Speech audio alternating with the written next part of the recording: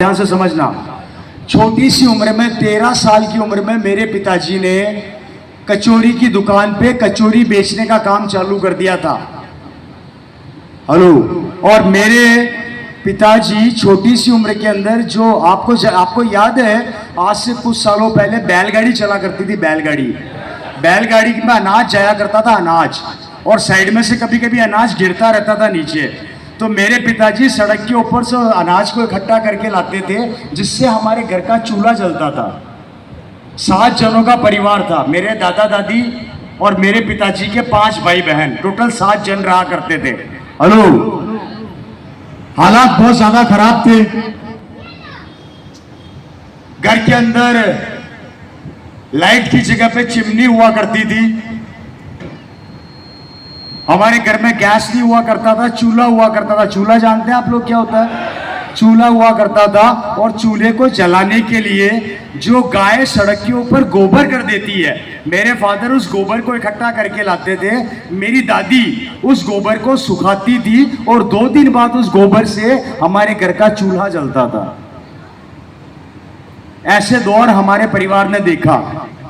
चूंकि आज भी विजयनगर के अंदर वो कमरा मौजूद है जिसमें मेरा परिवार किराए पर रहता था। पिताजी ने छोटी सी उम्र में स्ट्रगल चालू कर दिया।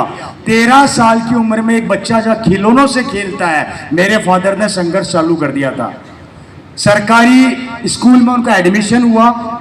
सरकारी स्कूल के अंदर वो जाया करते थे without fees, without pay. School complete किया। राजस्थान में एक जगह है अजमेर, क्या है सर? अजमेर नाम सुना है? अजमेर में एक कॉलेज है जिसका नाम है डीएवी कॉलेज। मेरे फादर ने डीएवी कॉलेज में एडमिशन लिया, और कॉलेज में एडमिशन लेने के शुरू के 1.5 साल अजमेर के अंदर एक ढाबे में कचौरी बेचने का काम करते थे। सुबह कॉलेज जाते थे, और शाम को कॉलेज से आने के बाद वो कचौरी समोसे की दुकान पे बैठा करते थे, और वहाँ लोगों को कचौरी समोसे पकड़ाया करते थे। हेलो। रात को उसी ढाबे पर सोया करते थे। 1.5 साल बाद उनके बचपन के दोस्त ने उनको बोला, तू मेरे साथ कमरा शेयर कर ले। तो 1.5 साल बाद मेरे फादर ने अपने दोस्त के साथ कमरा शेयर किया। हालात खराब थे।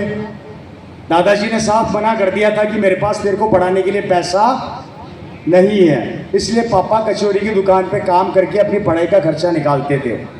1.5 साल के आखिरी के समय में मेरे पिताजी रात को नींद नहीं आने की दवाई ले लेके पढ़ाई किया करते थे। किसकी दवाई? नींद नहीं आने की दवाई ले लेके पढ़ाई किया करते थे।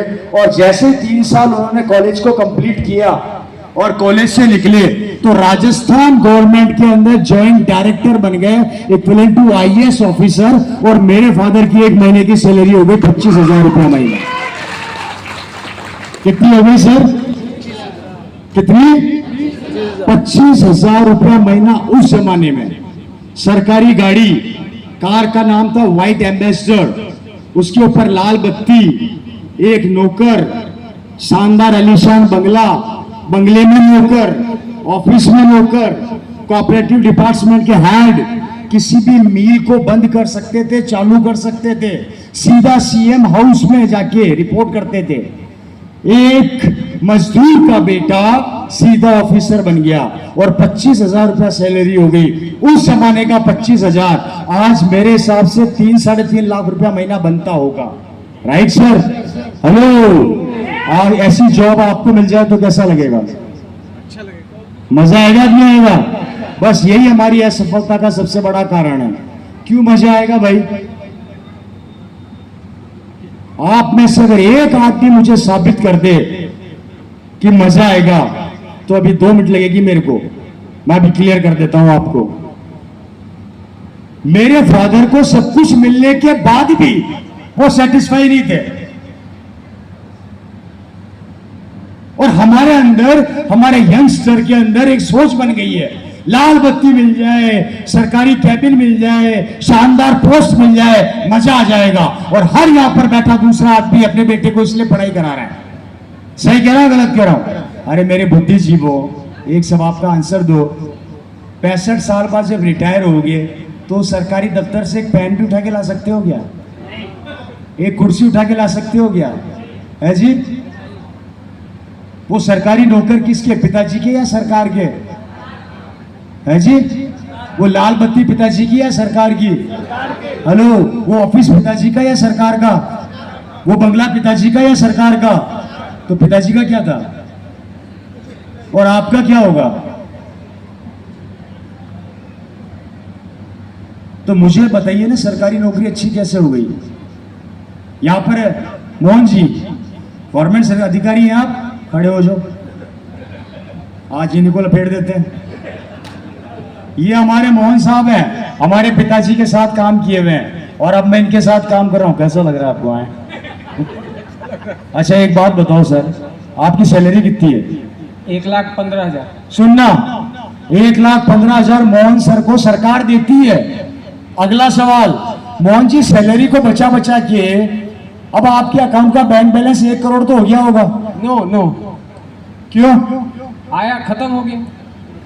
कितने साल से नौकरी कर रहे हो? 30 साल से। 30 साल में अभी तक आपने 1 करोड़ बैलेंस इकट्ठा नहीं किया? नहीं नहीं नहीं। अच्छा चलो छोड़ो, 50 lakh? No no no. 25 lakh? No. तो 1 लाख का करते क्या हो? आया खर्च हो गया। तो फिर ये सरकारी नौकरी किस काम की, जब आप पूरी जिंदगी 1 लाख कमा के 25 लाख भी इकट्ठा नहीं कर सके? तो अच्छा बात बताओ, चलो छोड़ो, 65 साल बाद जब रिटायर हो गए और आपका पेंशन का प्रावधान खत्म कर दिया आप तो, राइट सर? पेंशन अब नहीं मिलती। 65 साल बाद जब आप रिटायर हो गए उसके बाद क्या करोगे? वही 60 लाख रुपया मिलेगा। उसका क्या करोगे? 60 लाख में से 40 लाख रुपया ये मकान बनाने में, कर्जा चुकाने में खर्च कर देता है, राइट सर? हेलो, 10 लाख रुपया वो खर्च कर देता है अपनी बेटी की शादी में और 10 लाख रुपया खर्च कर देता है अपने बेटे को पढ़ाने लिखाने में या फिर अच्छी जगह पर सेट करने में। 50 से 60 लाख रुपया 5 साल के अंदर साफ हो जाता है, जो इनको प्रोविडेंट फंड का मिलेगा। किसका मिलेगा? प्रोविडेंट फंड का। 65 साल से जब आप 75 साल की उम्र में जाओगे या 70 साल की उम्र में जाओगे और आपका 60 लाख रुपया घर की जिम्मेदारी निभाने में खत्म हो जाएगा, उसके बाद क्या करोगे? कुछ नहीं, जीरो। तो फिर सरकारी नौकरी अच्छी कैसे हुई? बस 30 साल नौकरी मिल गई, 30 साल के लिए लोग कर। अच्छी कैसे हुई? मिल गई वो तो पता है। अच्छी तो नहीं होती। बैठ जाओ। एक आदमी पूरी जिंदगी गवर्नमेंट या प्राइवेट सेक्टर में नौकरी करता है और बुढ़ापे के 70 साल के अंदर अगर उसका अकाउंट का बैंक बैलेंस 0 हो जाता है तो घर के कोने में बैठा बैठा अपनी बहू से बोलता है, बहू एक कप चाय पिला दे, और बहू बोलती है चुपचाप कोने में बैठे रहो, टाइम होगा तो पिलाऊंगी।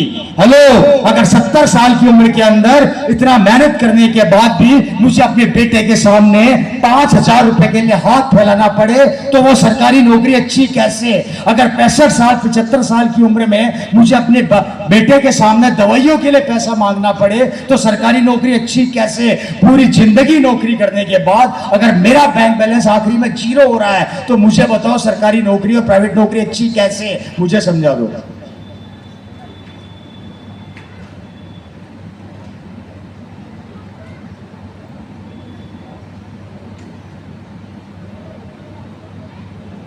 और यहीं पे जब अंकल 65 साल 70 साल के हो जाते हैं तो एक आरसीएम का डिस्ट्रीब्यूटर जाके बोलता है, अंकल क्या हुआ? कुछ नहीं बेटा, घर के कोने में बैठा बेटा भगवान का नाम ले रहा हूं। क्या हो गया? जितनी पूंजी थी घर में खर्च हो गई, अब तो कुछ बचा नहीं। डर लगता है बेटे को बताने के लिए कहीं बेटा चिल्लाए ना। हमारे राजस्थान में तो ऐसा होता है, यहाँ का पता नहीं। मेरी वॉइस क्लियर तो आ रही है ना आप लोगों को? हेलो। तब एक आरसीएम का डिस्ट्रीब्यूटर जाके बोलता है कि अंकल 70 साल रुपए साल आपने नौकरी कर ली, 5 साल आरसीएम को दे दो और 5 साल ईमानदारी से मेरे साथ अपने कॉन्टेक्ट को मिला दो, मैं 5 साल में आपका टेक्निकल निकाल दूंगा। 5 साल में वो मेहनत करता है, टेक्निकल पर पहुंचता है, राइट सर? सुनना, 70 साल या 75 साल की उम्र में टेक्निकल की पिन को अचीव करता है, अकाउंट में ट्रांसफर होता है 70,000 रुपया एवरेज, राइट सर? 70,000 रुपया खाते में आता है तो बहू बोलती है, अजी सुनो, पापा के लिए गरम गरम चाय लेकर जाओ और गरम गरम रोटी लेके आओ, पापा को गर्मी नहीं लगनी चाहिए। हमारे पापा कितने अच्छे हैं। कारण क्योंकि 75 साल की उम्र में पापा के खाते में पैसा आना चालू हो जाता है। 85 के हो जाओगे तब भी आएगा, 95 के हो जाओगे तब भी आएगा, 105 साल के हो जाओगे तब भी आएगा। कल्पना करो और सोच कर देखो, जिस महीने खाते में पैसा ट्रांसफर होगा घर में इज्जत बरकरार रहेगी। बाकी बूढ़ों की इज्जत क्या होती है एक उम्र के बाद आप अच्छे से जानते हैं और मैं भी अच्छे से जानता हूं, मुझे बताने की जरूरत नहीं है। और जब दुनिया छोड़कर जाओगे तो अपने बेटे को बोलकर जाओगे, बेटा मैं तो चला, अब एक काम कर, तूने मेरी बहुत सेवा करी है, ये आईडी अब तेरे नाम, तू जिंदगी में ऐश कर और मजे कर। हेलो, जो नौकरी ना दे सकी, जो ट्रेडिशनल बिजनेस ना दे सका, वो आरसीएम ने दे दिया। और वो था बुढ़ापे में बच्चों का प्यार और बच्चों के द्वारा दी गई इज्जत, जो कहीं नहीं मिलती, जो कहीं नहीं मिलती। याद रखना, सफेद हमारे भी आएंगे, वक्त हमारा भी आएगा। आई बात समझ में? ये देता है आरसीएम का व्यापार। और यही चीज मेरे फादर को समझ में आई। अक्सर मेरे पिताजी ऑफिस से आते थे, कुछ ना कुछ सोचा करते थे। अगस्त 2000 में एक आदमी आरसीएम बिजनेस उनके पास लेकर आया। हेलो, अगस्त सन 2000 में, अगस्त 2000 में जब ये आरसीएम बिजनेस मेरे फादर के पास लेकर आया, एक अर्जेंट कॉल है कंपनी से, इनको बोल देना मीटिंग में हूं। मेरे पिताजी के पास लेकर आया आरसीएम और फादर ने, कौन से ईयर में बोल रहा हूं मैं? अगस्त 2000। उस समय कंपनी का बैकग्राउंड जीरो, डायरेक्ट सेलिंग में 5 पेंटे। उसने आके बोला, शर्मा साहब एक कंपनी चालू हुई है, ज्वाइन कर लो। पापा ने पूछा क्या है? बोले आरसीएम। ये क्या है? बोले सर यहाँ कपड़ा पहनने से पैसा आता है। आपकी नॉलेज के लिए बता देता हूं, आज से 25 साल पहले आरसीएम के अंदर मात्र 5 पेंटे आया करती थी। क्या आया करती थी? और एक कागज का कपड़े का किट आया करता था, गत्ते का। मेरा पर उस आदमी ने जब आरसीएम बताया, मेरे पिताजी ने हाथों हाथ ऑफिस के अंदर 25,000 का चेक काट के उसको पकड़ा दिया। बोले ये 25,000 कंपनी में जमा करा दे और 25 किट लाके दे दे। कितने? मेरे पिताजी ने उस ऑफिस में पड़ोस वाले से जाके ये नहीं पूछा कि आरसीएम करूं या ना करूं, उन्होंने सुना और डिसीजन लिया और 25 किट मंगा लिए। उस जमाने में चला करता था आरडी सिस्टम। आरडी जानते हो? जो आज आपका पिकअप सेंटर कहलाता है। क्या कहलाता है सर?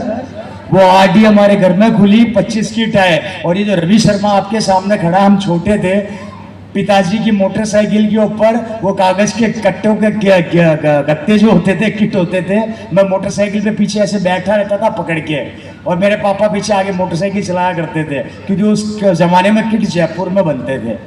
तो जयपुर में किट मेरे घर में लाया जाता था। मेरी बहन, दोनों बहनें, मैं, मेरी मदर जमीन पर बैठ के वो 5 पेंटे पैक किया करते थे। और पिताजी शाम को ऑफिस से आते थे, वो किट ले जाके पड़ोस में रिश्तेदारों को सबको आरसीएम बता दिया। जानते हैं सबसे अच्छी बात क्या हुई? किसी ने ज्वाइन नहीं किया, सबने भगा दिया। पिताजी रुके नहीं। मेरे फादर का एक प्रॉब्लम था, मेरे फादर को जब भी कोई मना करता था वो उस काम को 4 गुना तेजी से करते थे। एक आदमी मना करता था तो वो कहते थे 4 को प्लान दिखाऊंगा, और 4 मना करते थे तो